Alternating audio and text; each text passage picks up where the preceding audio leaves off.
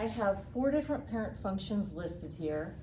Y equals x squared, which always looks like a parabola. Y equals absolute value of x.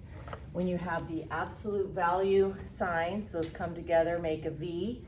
The absolute values look like a V. The square root of x, it kind of looks like the symbol itself. Kind of starts here and curves over. And then a cubic looks like that.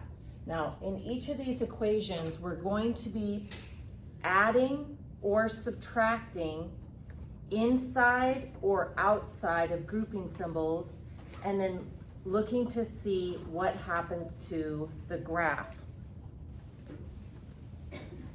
This is just a quick summary. We are starting off with some easier ones where the number in front of x is a positive number. It won't be until we get really involved that won't be the case.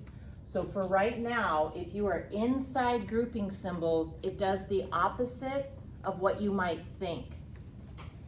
Addition will take you left, and subtraction will take you right. But when you are outside of grouping symbols, it's more intuitive. Addition is up and subtraction is down. You might think of being inside of grouping symbols like there's a roof. You're inside of a building. You can't go up or down. When you're outside of grouping symbols, you can go up and down. All right, so let's take a look at several in a row. In this first one, well, I should say in each one of these, I've graphed y equals x squared, the parent function. In this one, the adding 3 is inside grouping symbols. So if you're inside grouping symbols, you can't go up and down, and it's counterintuitive.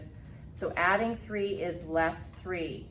So I'm going to grab this parabola here, and I'm going to drag it left 3, and I now have the graph of y equals the quantity x plus 3 squared. This one, the minus 4, is outside of grouping symbols. And when we're outside, we can go up and down. It's intuitive, so minus 4 is going to take me down. So I grab the parabola and drag it down 4, and I have the graph of x squared minus 4. Here I have 2 things going on. Inside, I can only go right and left, but it's counterintuitive, so minus 1 is right 1. Outside of grouping symbols, we can go up and down. It's intuitive, adding is up. So I'm going to grab this parabola, and I'm going to move it right 1, and then up 3, and I have the graph of my function. We can do this for any number of functions. Here's an example with the absolute value of x. If I have minus 4 inside of grouping symbols, that's going to take me right 4. So I would grab this and drag it right 4 to get my graph. For minus 5, notice that minus 5 is outside of grouping symbols. So this is down 5. This one here, I have 2 things going on inside of grouping symbols. So plus 2 is going to be left 2, and outside, add 3, up 3. So let's grab this and drag it left 2 and up 3. Okay, then let's look at a couple more here. If I had the square root of x, your grouping symbols are the square root symbol. So you're looking, is the number underneath the root or outside of the root? So when we're inside of grouping symbols, we are going right and left. It's counterintuitive, so adding takes me left. So I'm going to grab this one and drag it left 4.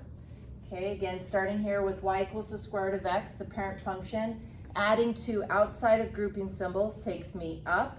So I'm going to grab my parent function here and drag it up 2. Okay, this one here, we have 2 things going on. Inside grouping symbols is right and left. Again, inside grouping symbols counterintuitive. So minus 5 is right. And then minus 3 outside of grouping symbols is down. So let's grab this and move it right 5 and then down 3. So that's going to be right about there. Okay. Last couple examples here. If I have a cubic, if I graph y equals x cubed, I have these functions. The +3 is inside grouping symbols, so that is left 3. And got my T's not crossed there. All right, so let's grab that function and drag it left 3. Okay. And then this one here, the -4, outside of grouping symbols, that's up and down. So it's gonna take me down 4. And for some reason I'm missing some of these, but just it's down 4. So let's grab this function, whoops. Grab this function and drag it down 4. And there's my graph. And then this last one, I have two things going on. So inside grouping symbols, -1 is going to take me right 1. And then outside of grouping symbols, +3 is going to be up 3. Okay. So here, let's grab that function and drag it right 1 and then up 3, and that's right about there.